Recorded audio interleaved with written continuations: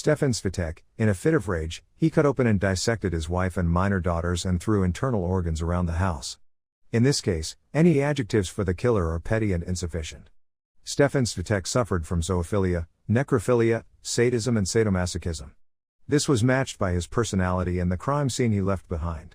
Andrei Rigo is the best known in our country in terms of the number of murders, but if we talk about brutality, Štefan Svitek is a bestial killer that Czechoslovakia does not remember. If you think horror stories offer the most perverse stories, you're wrong. Štefan Svitek did not know any boundaries on the day of his actions. Intoxicated with alcohol and an axe in his hand, he stood over his wife Maria and 2 little daughters. What followed is difficult to describe.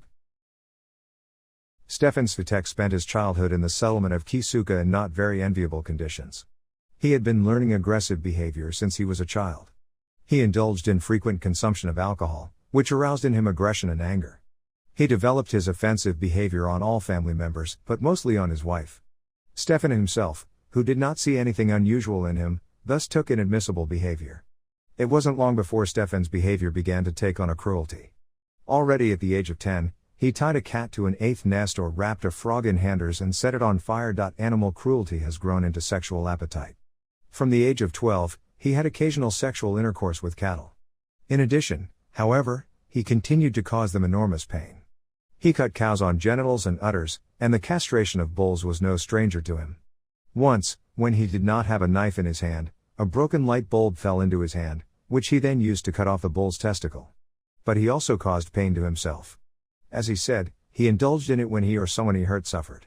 He used to prick needles into his nipples and testicles, and then cut himself on his stomach with rusty wire. He pushed various objects into his rectum to cause him the most intense pain. Endowed with so many disorders, he was as dangerous to society as a young man. This is mostly evidenced by the fact that as a 27-year-old he was sentenced to 8 years behind bars. The reason was small thefts and abuse. He committed his first crime in his 15 for petty theft. A year later, however, he advanced to the next level in the hierarchy of offenses. His victim was a 40-year-old mentally retarded woman, whom he imprisoned in a cellar and repeatedly RPD. In the same year, he also suffered animal cruelty, property damage and other notches in the criminal record. In addition to imprisonment, he was also ordered to receive psychiatric treatment. However, after his release, he persevered again. He earned 2 years for unauthorized use of a motor vehicle. This was followed by the blackmail of a 54-year-old woman, for whom he received another 4 years. Scroll's life was thus largely made up of a prison. He committed crime constantly. He always warmed himself at large until they came to him again.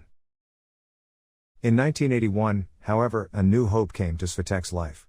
She was Mary, with whom he had a daughter that year. 2 years later came the marriage. But life with the Scroll was not easy at all. He suffered from alcohol and analgesic addiction, who aroused in him the aggressive behavior he knew from his father. He often beat his wife and daughters and physically abused him. Growing up as a child in such an environment, nothing special came to him. He repeatedly tied his older daughter in a state of intoxication and had fun with it. But Scroll's normal behavior was soon to end. It was October 30, 1987, and Svitek and his friend were headed into the woods to cut wood. They stayed in the forest until about 1600 hours, when another friend joined them to help them saw and store the wood. After a day's work, the men went to the pub. The beer was alternated with punches, into which they also mixed 2 bottles of currant wine. They left the pub after a few hours. But the evening was not over. They continued drinking at the Kron Hotel, where they stayed until the end. Then everyone went their separate ways. When Svitek arrived home around 2300 hours, the woman and the children were gone. It occurred to him that they were probably in a summer house in the garden. After a knock again, Maria's wife came to the door and told him to return to where he had come from. The Scroll headed for the axe shed. "You wanted to open the door yourself." After a few minutes he succeeded. He was gone. Suddenly he was over his sleeping wife and children with an axe in his hand. He began to blame her for not opening it to him, demanding an explanation. Knowing his alcohol excesses, Mary turned her back and ignored her husband. But she shouldn't have done that. The Scroll dealt 16 blows to her head in a state of heavy intoxication and accumulated aggression. Both daughters began to wake up to this. He didn't hesitate and started hitting them on the head as well. In a fit of rage, he disfigured both daughters and his wife beyond recognition. But that was just the beginning. When he finished, he went to the kitchen, where he noticed a clean knife placed on the kitchen counter. He first rammed the knife into his wife, which he then cut from the bottom to the neck. In a state of unceasing excitement, he tore out all her entrails, brain and eyes. He scattered them all around her. The fetus also fell out. He finally cut off both of his wife's breasts. He continued with his daughters, whom he placed in a bag to take them to the forest. After a few meters, however, he returned, spilled his bodies on the floor and began to have sexual satisfaction over them. He then took the razor and opened the chests and abdomen of both daughters. He RPD'd them both dead and dissected them. The barking of the dog took him over from the murderous fever. With the increasing light in the sky and the declining blood alcohol level, he began to realize the consequences and seriousness of his action. He washed himself, put on clean clothes, and ran away. During the following hours, however, he often considered suicide by hanging himself. The act was almost complete, but under the weight of his body, the wooden beam did not hold it and broke.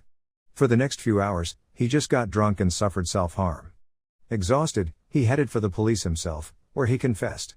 When the police arrived at the scene, they did not believe their eyes. Internal organs were scattered throughout the house, and the walls and floor were sprayed with blood and intestinal contents. The regional court found Štefan Svitek guilty of a particularly brutal triple murder and sentenced him to death for his bestial conduct. On June 8, 1989, he was executed. He became the last executed in Czechoslovakia.